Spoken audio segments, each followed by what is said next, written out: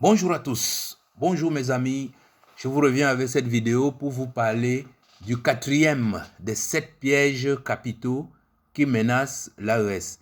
Cette fois-ci, nous allons parler de la monnaie AES, une monnaie qui est forcément contre le franc CFA parce que ce sont des pays francophones à franc CFA. Nous allons mettre un petit accent sur le type de monnaie, enfin si c'est une monnaie nationale, commune ou unique. Et cela fait suite aux autres péchés, aux autres pièges dont je vous avais déjà parlé, à savoir le nom de l'Union, la forme de l'Union, le système politique de l'Union. Et la monnaie est forcément attachée à la forme de l'Union. La monnaie AES est contre le franc CFA. Pourquoi? Parce que l'AES n'est pas indépendant. Parce que l'AES sont les pays francophones. Parce que l'AES est en guerre. Or, nous savons tous que la monnaie, l'argent, c'est le nerf de la guerre. Donc, il y a une course à vitesse, je dirais une course mortelle entre la création de l'AES et la disparition du franc CFA.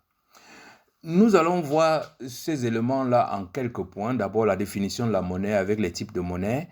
Et puis, nous allons voir quelle est la monnaie qui est adaptée à l'AES et quelle zone monétaire est adaptée à l'AES. Ensuite, nous allons énumérer quelques éléments qui peuvent freiner, en fait, ce que j'appelle les ralentisseurs de la création de la monnaie.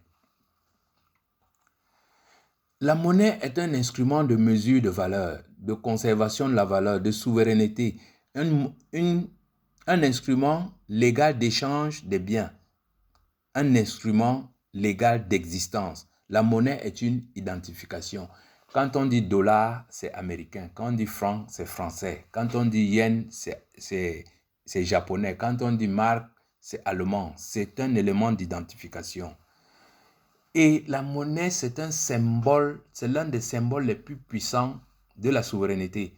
Donc, on dit un État indépendant a sa propre monnaie appelée monnaie souveraine. Elle a sa banque centrale indépendante où elle garde tous ses avoirs. Alors, parlons donc des types de monnaie et des zones et de la zone monétaire. Ces deux notions importantes pour comprendre pourquoi l'AES doit éviter le piège de la monnaie. Il y a 3 types de monnaie. Il y a la monnaie nationale qui a cours légal dans un pays. Il y a la monnaie commune qui est une monnaie partagée par plusieurs États mais qui ne remplace pas les monnaies nationales. Après, vous avez les monnaies uniques qui est une monnaie qui substituant les monnaies nationales. C'est comme l'euro. C'est une monnaie unique. Toutes les autres monnaies ont été mises de côté. Donc, il est vraiment critique de savoir quelle monnaie choisir. Dans le cas présent, puisque nous sommes en face des pays qui ne sont pas indépendants, moi je disais pour accéder à l'indépendance, les pays de l'AES doivent d'abord obtenir leur propre monnaie, c'est-à-dire le Burkina, le Niger, le Mali, doivent d'abord avoir une monnaie nationale. Il suffit de faire comme l'a dit le professeur Agbo, on va à l'Assemblée nationale, on décrète tout ça, chaque pays a sa monnaie. Ça permet de maîtriser ces réseaux. Si on opte pour la confédération, comme c'est le cas actuellement, il faut alors avoir une monnaie commune qui va venir se superposer à ces monnaies locales. C'est comme l'ancien écu en Europe. Par contre, si nous entrons directement en fédération, alors là, on fait une double opération, c'est-à-dire qu'on acquiert en même temps l'indépendance et en même temps qu'on se met ensemble. Et ça peut marcher. Si c'est une fédération, alors on aura alors une monnaie unique. Créer une monnaie unique dans une alliance ou dans une confédération, je vous dis, c'est des sources de problèmes incroyables. À titre d'exemple, je vais vous prendre le cas du Cameroun. Lors des indépendances, il y avait une partie du Cameroun qu'on appelait le Cameroun anglophone. Au lieu de donner l'indépendance à ces États-là et de leur demander de choisir s'ils veulent se rallier au Nigeria ou au Cameroun, on leur a posé une question, on leur a dit, voulez-vous être indépendant en vous ralliant au Nigeria ou en vous ralliant au Cameroun? Donc, on a sauté l'étape d'indépendance propre.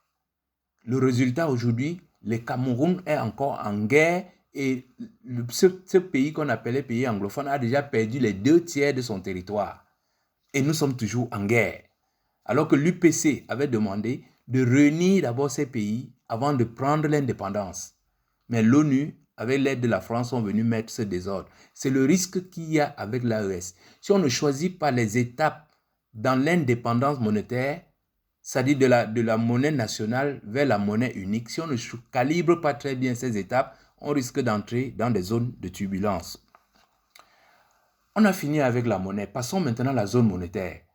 Il y a deux types de zones monétaires. Ce qu'on appelle la zone monétaire est formée des pays qui ont la même devise. Par exemple, les pays de la zone euro qui acceptent l'euro comme monnaie. Mais il y a aussi des zones monétaires où la monnaie locale est rattachée à une monnaie de référence. C'est vers là où on tend à amener les pays à franc CFA. Chaque fois qu'un pays veut sortir, on dit oui, il faut chercher à qui il faut attacher la monnaie et tout.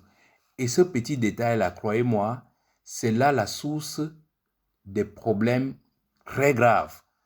En fait, ce qu'il faut faire, c'est d'opter pour une monnaie de référence locale. C'est-à-dire avoir son trésor d'or. Il faut avoir sa banque centrale, avoir son or sur lequel repose sa monnaie. Dès que vous allez essayer d'aller chercher les assiettes sur lesquelles vont reposer votre monnaie, vous ouvrez la porte à ce qu'on appelle le risque du néo-franc CFA. Exactement comme le colonialisme. On avait dit, oh, vous n'êtes plus colonisé, vous êtes indépendant. On nous a mis en place le néocolonialisme. C'est pareil. Si on fait l'erreur d'aller adosser les nouvelles monnaies sur n'importe quelle monnaie de référence, on risque de se retrouver dans un néo-franc CFA. C'est-à-dire on sera toujours piloté par l'extérieur. Donc, ce que je suggère à l'AES, c'est d'avoir une monnaie qui repose sur l'or que creusent les Maliens, que creusent les Burkinabés, que creusent les Nigériens. Pas question de chercher à aller s'affaisser sur des paniers de référence, de monnaies qui n'ont rien à voir avec notre économie.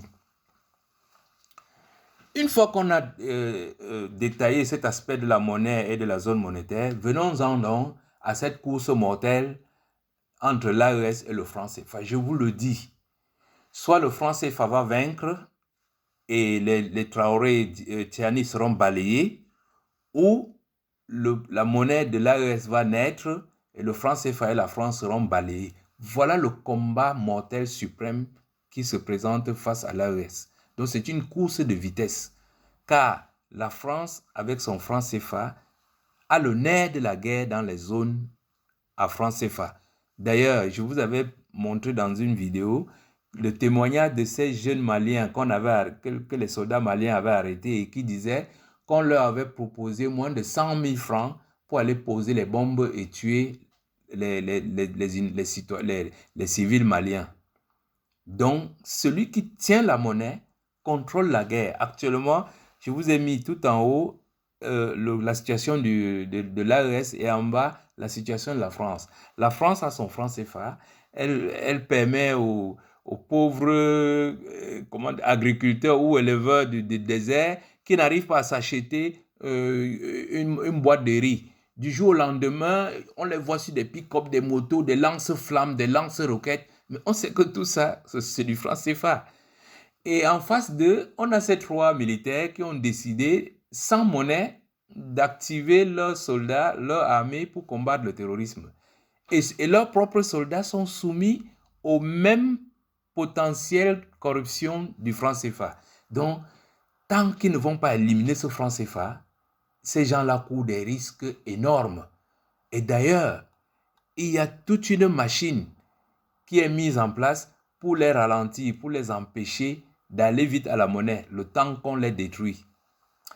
L'autre aspect important de la création de la monnaie qui nous fait parler de course à la vitesse, c'est que nous sommes à un carrefour de l'histoire extraordinaire. Pour la première fois, 3 pays africains se sont mis ensemble. Pour la première fois, le monde est multipolaire. Pour la première fois, on a les BRICS. Pour la première fois, on a Poutine, Xi Jinping, Lula, qui sont là. Ce sont des éléments, on ne trouve pas autant de choses réunies en même temps dans l'histoire. C'est pas, je vous dis, c'est pas courant. Donc, si nous ne profitons pas de cette situation, on risque d'attendre encore 50 ou un cycle de 100 ans pour nous retrouver dans la même situation. Donc, il est impératif de créer cette monnaie aujourd'hui ou demain. Dixit, professeur Agbohou. Et pendant ce temps, il y a la 5e colonne du franc CFA qui est montée sur le podium pour essayer de ralentir la création de la monnaie dans l'AES.